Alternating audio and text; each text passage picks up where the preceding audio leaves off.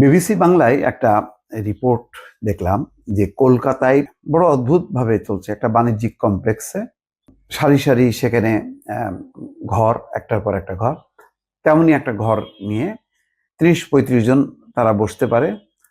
এবং আগে যে ভাড়াটিয়া ছিল সেটা ছেড়ে দেওয়ার পর তাদেরই ব্যবহৃত চেয়ার টেবিল নিয়ে তারা অফিস শুরু করেছে। সেখানে ৩০-৩৫ জন বসতে পারে। কারা ওই অফিসটা চালাচ্ছে, কিভাবে, সবকিছুই গোপন রাখা হয়েছে। সেখানে কোনো সাইনবোর্ড নেই, ভেতরে শেখ মুজিবুর রহমান বা শেখ হাসিনার কোনো ছবি নেই। এমনভাবে রাখছে যে কেউ হুট করে ঢুকলে বুঝতে পারবে না যে এটা কোনো আসলে বাণিজ্যিক অফিস নাকি দলীয় অফিস। সেটা দলীয় অফিস। এবং বলা হচ্ছে বিবিসি রিপোর্টে যে এটা ভারতীয় গোয়েন্দা সংস্থা বা স্বরাষ্ট্র মন্ত্রণালয়ের অনুমোদনে তারা নিয়েছে। কেন নিয়েছে?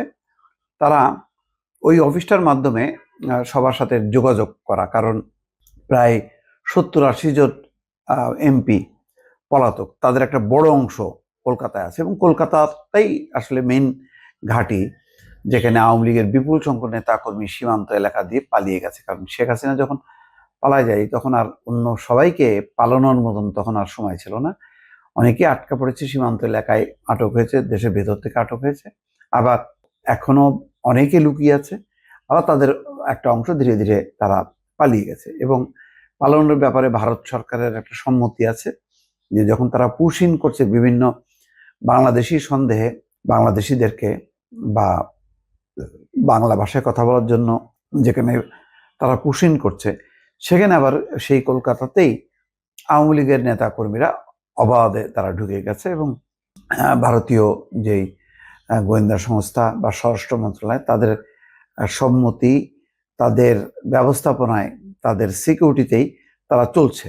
বলা হচ্ছে যে বাণিজ্যিক পরিসরের পেছনের দিকের ভবনটির 8 তলায় লিফট দিয়ে উঠে বাঁ দিকে গেলেই সার দিয়ে বাণিজ্যিক সংস্থার দপ্তর। করিডোরের দুই দিকে হালকা বাদামি রঙের একের পর এক দরজা, তার মধ্যে একটিতে আওয়ামী লীগের পার্টি অফিস। শুধু বাইরে কেন, 500 বা 600 স্কোয়ার ফুটের ঘরটিতে উঁকি মারলেও কেউ বুঝতে পারবে না যে এই ঘরটির সঙ্গে কোনোভাবে আওয়ামী লীগ জড়িত। কোনো সাইনবোর্ড, শেখ হাসিনা বা বাংলাদেশের প্রতিষ্ঠাতা রাষ্ট্রপতি শেখ মুজিবুর রহমানের কোনো ছবি এখানে নেই। এখানে প্রথম দেখেন বর্ণনাটা খুব ইন্টারেস্টিং। বলা হচ্ছে কলকাতা লাগোয়া উপনগরটিতে শয়ে শয়ে বাণিজ্যিক কমপ্লেক্স, রাত দিন লাখ লাখ মানুষের ভিড়। সেখানে ব্যস্ত এই এলাকায় একটি বাণিজ্যিক কমপ্লেক্সে এমন কয়েকজনকে যাতায়াত করছেন যাদের কয়েক মাস আগে সেখানে তারা যেত না। এই বাণিজ্যিক পরিসরে যাতায়াত করেন এমন বেশিরভাগই চেনেন না এই নবাগতদের, চেনার কথাও না।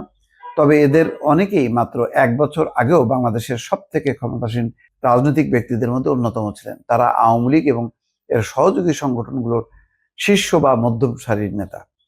তারা যে বাণিজ্যিক কমপ্লেক্সটিতে যাতায়াত করছেন কয়েক মাস ধরে, সেখানেই দলীয় দপ্তর খুলেছে আওয়ামী লীগ।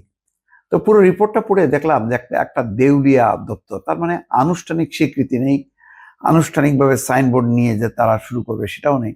সেইটাও তারা ভয় পাচ্ছে। এত ক্ষমতাশালী দল, ভারত যেখানে তাদেরকে আশ্রয় দিয়েছে, তারপরেও এই দলটা অসংগঠিত। এখন তারা মূলত যে ফেসবুকের বিরুদ্ধে সোশ্যাল মিডিয়া গুজব ছড়াচ্ছে, সোশ্যাল মিডিয়া বন্ধ হয়ে যাওয়া উচিত, এখন তাদের ভরসা হচ্ছে ওই ফেসবুক গ্রুপ খোলে, ওই মেসেঞ্জার গ্রুপ, তারপরে হোয়াটসঅ্যাপ গ্রুপ, টেলিগ্রাম গ্রুপ, নানান রকম মাধ্যমে তারা এভাবে কনভারসেশন চালায়।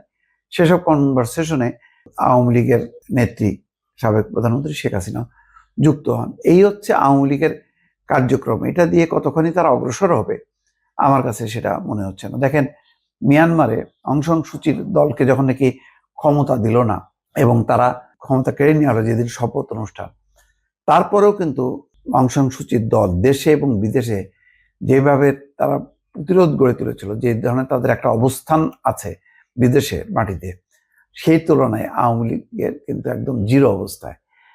মানে শুধুমাত্র ইউরোপ আমেরিকার কয়েকটা দেশে যেহেতু সেখানে মানবাধিকার, গণতান্ত্রিক অধিকার আছে, সুতরাং সেখানে তারা বিক্ষোভ সমাবেশ টমাবেশ করে, কিন্তু সত্যিকার অর্থে দল পরিচালনা, দলের প্রতিনিয়ত যে কার্যক্রম, সেই কার্যক্রম কিছুই নেই। দর্শক।